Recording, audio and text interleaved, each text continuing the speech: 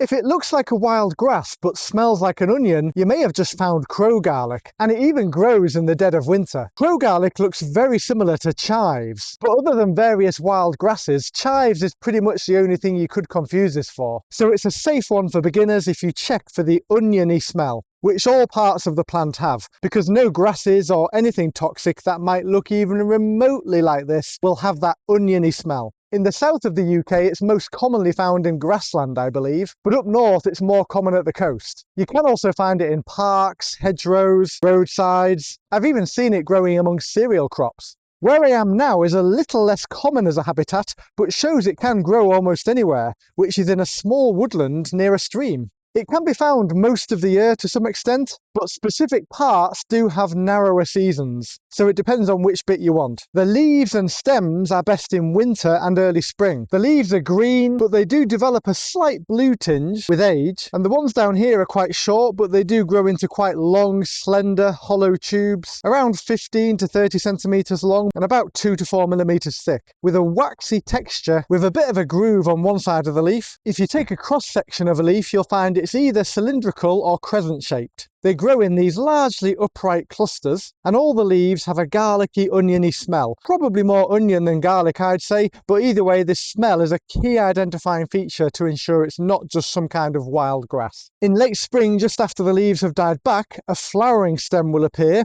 This will be about 50 to 80 centimetres tall, potentially, but it's far too tough and fibrous to be worth collecting and eating. Eventually, normally in early and midsummer, a flower head will form, initially covered in a papery sheath that falls away to reveal bulbils, which are like very, very small bulbs, which are like these tiny pointed seeds which can be sprouted and put into a salad, and sometimes they sprout anyway with these green, thin filaments sprouting from the pointed tips of the bulbils. The underground bulb is about 1 to 2 centimetres in diameter with a fibrous outer layer. In terms of using the leaves, they are available and at their best throughout the winter and in early spring, and they can be used just like you would chives. They have a taste best described as a cross between chives, onion and garlic. And I'm going to be chopping up a few of these later just to chuck into a pea risotto that I'm doing later. After early spring, the leaves do tend to get a bit tough and fibrous to use, even though they are technically still edible, but they're just not very nice then. Crow garlic bulbils are best found and harvested around June to July. They're often touted as being a good substitute for garlic. They certainly have an intense garlic flavour, but some think it has an unpleasant aftertaste compared with the real thing. Nevertheless, they are nice to chuck a few into a salad to add a nice garlicky crunch. The bulb can technically be used as well, but remember you must have landowner permission to dig it up.